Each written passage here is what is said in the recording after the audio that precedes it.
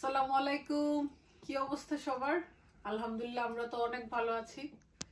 সবাই বাসার সবাই অনেক বেশি ভালো। আলহামদুলিল্লাহ আমরা সবাই খুব ভালো আছি না রাদিয়া? কারণ অনেক বেশি একটা মানে আমাদের জন্য অনেক বড় একটা গুড নিউজ। গুড নিউজটা কি জুথি? আমার তো লজ্জা লাগতেছে বলতে। লজ্জা না, আসলে মানে মজা করতেছে আর কি। অনেক খুশির একটা খবর। আলিজি ওকে? আলিজি আমরা একটা গুড নিউজ শেয়ার করব। আয়দা আকসা তারপর হচ্ছে আলিজে, হ্যাঁ, তিনজনের হইছে বেজুর। সো জোড়া করতে হবে তাদের ফ্রেন্ড এক একজন। আমি বলতেছিলাম এটা আর কি, আকসার সাথে প্লে করতে আলিজে চলে আসছে। এখন আলিজেরও তো ফ্রেন্ড দরকার প্লে করার জন্য, সেজন্য আমাকে সেই উদ্যোগটা নিতে হলো।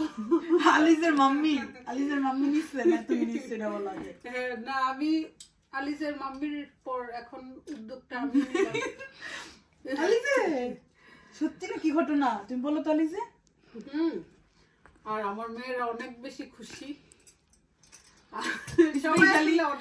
সবাই খুশি, রাদিয়া অনেক খুশি। রাদিয়ার একটা ফ্রেন্ড খুব দরকার, মানে একটা বোন দরকার।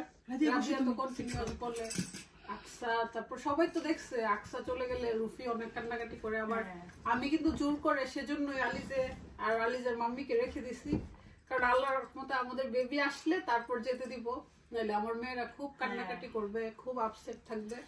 তাদের একটা বেবি দরকার, বেবি সিস্টার বা বেবি ব্রাদার, যেটাই হোক, যেটা আল্লাহ খুশি হয়ে দেখ। এখন আমরা জানি না আসলে আমার কাছে মনে হলো যে গুড নিউজ তো শেয়ার করা দরকার, কারণ অনেক আপুরা কিন্তু ইতিমধ্যে গ্যাস করে ফেলছে। কারণ একটু একটু তো বোঝা যায় আসলে শরীরের চেঞ্জ, সবকিছু মুভমেন্ট সবকিছু বোঝা যায়। আলহামদুলিল্লাহ আমরা অনেক খুশি, এটা আমাদের ফ্যামিলির জন্য অনেক বড় গুড নিউজ।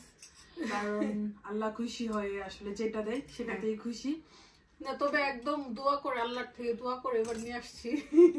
আমার আসলে ইচ্ছে ছিল না, যদি ইচ্ছা থাকতো তাহলে তো রাদিয়ার পরপরই হয়তো আরেকটা বেবি নিয়ে। তোমার তো বয়স কমই আছে, এটা সমস্যা নেই।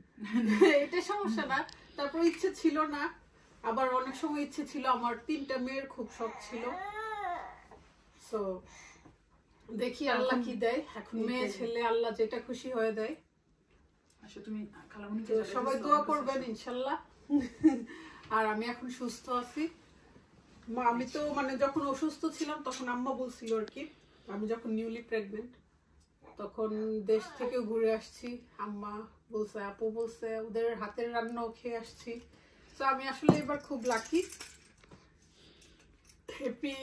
তারপর আমার জন্য সবাই অনেক সাপোর্ট করছে। আর হ্যাপি তো কন্টিনিউয়াস রান্না বান্না সবকিছু, হ্যাপিকে অনেক অনেক ভালোবাসা। সে আমার এই প্রেগনেন্সিতে আসলে বোনকে ছাড়া মানে পার পাই না এটা আর কি।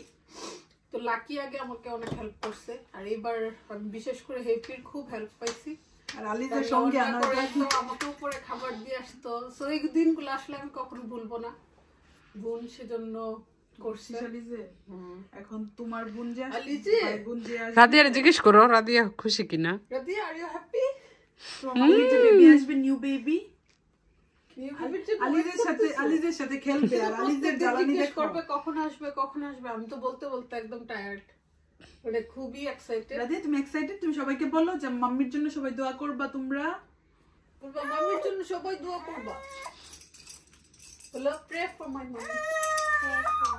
ওকে সবাই প্রে করে। আলিজে কত ইম্পর্টেন্ট একটা কথা বলতেছি। তুমি তোমার জন্য সব ব্যবস্থা ঘুম চলে নিয়ে আসছে। তুমি এনজয় হয়ে গেছো, ব্যাপারটা তো বুঝলাম না। আর সবাই তো দেখছেনই আলিজে কিন্তু মাশাআল্লাহ অনেক চঞ্চল, মাশাআল্লাহ অনেক লক্ষ্মী আর খুবই চঞ্চল। তার মতো যদি জ্বালানি হইতে পারে, মানে আমার বেবি যদি এত জ্বালায় তাহলে আমি একদম শেষ। আলিজের কাছে দেরিবা, আমার আসলে এরকম এক্সপেরিয়েন্সও নাই। বলো বাবাই, কথা বলতে পারবো না। বলো বাবাই মাম্মি।